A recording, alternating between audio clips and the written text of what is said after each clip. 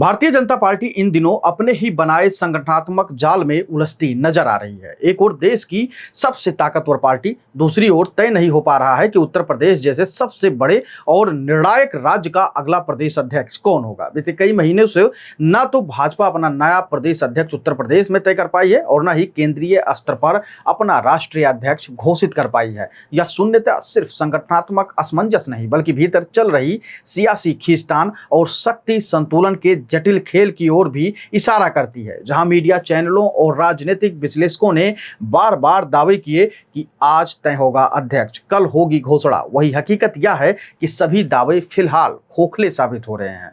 Party के शीर्ष नेतृत्व में लगातार मंथन चल रहा है कि कौन सा नाम किस पद के लिए उपयुक्त होगा ताकि सत्ता, संगठन, संघ के बीच संतुलन बना रहे। इसी बीच हाल ही में मुख्यमंत्री योगी आदित्यनाथ की दिल्ली यात्रा ने पूरे घटनाक्रम को एक नया मोड़ दे दिया है, ऐसा कहा जा रहा है। प्रधानमंत्री नरेंद्र मोदी, गृह मंत्री अमित शाह और भाजपा अध्यक्ष जेपी नड्डा से हुई मुलाकातों की तस्वीरें जब सामने आई तो राजनीतिक गलियारों में हलचल मच गई। सबसे ज्यादा चर्चा का विषय बनी वो तस्वीर जिसमें योगी आदित्यनाथ और प्रधानमंत्री नरेंद्र मोदी आमने सामने बैठे हुए नजर आ रहे हैं। चेहरे गंभीर हैं, मुस्कान गायब है, लेकिन आंखों में गहराई, कुछ ठोस और तय हो रहा है, ऐसा आभास मिला। ऐसी मुलाकात को सिर्फ एक औपचारिक बैठक मानना भूल होगी।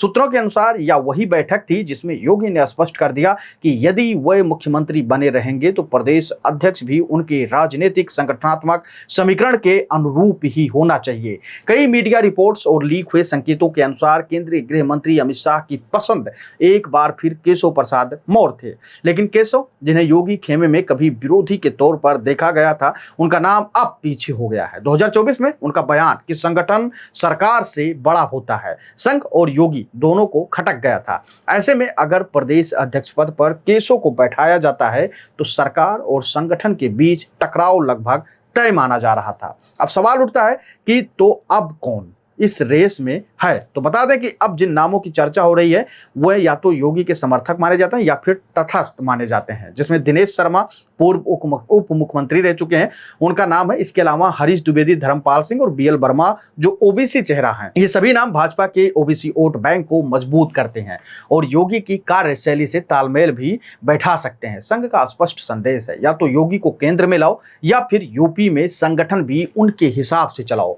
संघ नहीं चाहता कि सबसे अहम राज्य में संगठन और सरकार आपस में लड़ें। यही कारण है कि अब पार्टी आलाकमान को भी झुकना पड़ा है। जो पहले केशव या बागी की तर्ज पर सोच रहे थे, उन्हें अब योगी या टकराव वाली हकीकत का सामना करना पड़ा है। अब आप सोच रहे होंगे इस पूरी खबर का निष्कर्ष क्या है, तो वो भी आप जान लीजिए। भाजपा के लिए 2027 की तैयारी 2025 से ही शुरू हो चुकी है। यदि योगी को कमजोर करके संगठन को ताकत दिख गई तो इसका परिणाम सीधे सत्ता पर पड़ेगा। आज की भाजपा वही है जो कभी 1 पर्सन 1 पोस्ट पर चलती थी, लेकिन आज वह स्थिति है जहां 1 पर्सन 2 पावर सेंटर को भी स्वीकार करने की मजबूरी है और वह व्यक्ति हैं योगी आदित्यनाथ। अब फैसला दिल्ली को करना है कि सामंजस्य या संघर्ष, और शायद योगी का इशारा यही है, अगर यूपी में हूं तो मेरी मर्जी चलेगी, नहीं तो देख लीजिए 2027 दूर नहीं है। यानी कि 27 का चुनाव जैसे जैसे करीब आ रहा है, उत्तर प्रदेश में सियासी गलियारों में हलचल तेज है कि यूपी का प्रदेश अध्यक्ष किसको बनाया जाए।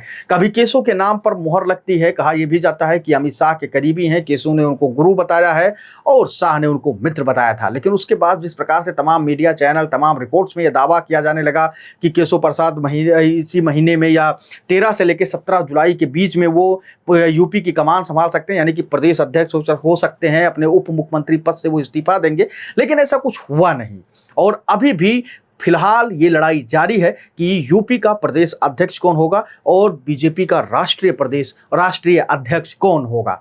तो लगातार अभी इस पे मंथन चल रहा है। कहा यह भी जा रहा है कि केंद्र में जहां भारतीय जनता पार्टी को अपने राष्ट्रीय अध्यक्ष के चयन करने में भी मुश्किलों का सामना करना पड़ा है, वहीं उत्तर प्रदेश जैसे विशाल सूबे में जहां 403 विधानसभा की सीटें हैं, उसको भी सोच समझकर यहाँ पे चीजें तय करनी है। कहा यह भी जा रहा है कि योगी आदित्यनाथ चाहते हैं कि उनके मनपसंद व्यक्ति को ही संगठन में बैठाया जाए, जिससे सरकार और संगठन में तालमेल बना रहे। लेकिन अगर ऐसा नहीं नहीं होता है केशव प्रसाद मौर्य या किसी अन्य चेहरे को जिसपे अमित शाह को भरोसा हो या केंद्रीय जो बल है उनको भरोसा, अगर उनको ऐसा होता है तो कहीं ना कहीं उत्तर प्रदेश में बड़ा उलटफेर हो सकता है, शक्ति संतुलन भी बदल सकती है पूरी तरीके से। इसलिए बेजोड़ काम किया जा रहा है, लगातार अंदरूनी बातें की जा रही कि किसी भी तरीके से इस पूरी लड़ाई को खत्म किया जाए और 27 के चुनाव पर फोकस किया जाना चाहिए। वैसे आप अपनी राय हमें कमेंट सेक्शन में दीजिएगा और बताइएगा क्या उत्तर प्रदेश का जो बीजेपी प्रदेश अध्यक्ष है या रहे वो योगी के मताहत होना चाहिए या नहीं होना चाहिए, या फिर केशव ही प्रदेश अध्यक्ष के लिए सबसे अच्छे चेहरे और नाम है। आप अपनी राय हमको जरूर दीजिएगा। धन्यवाद।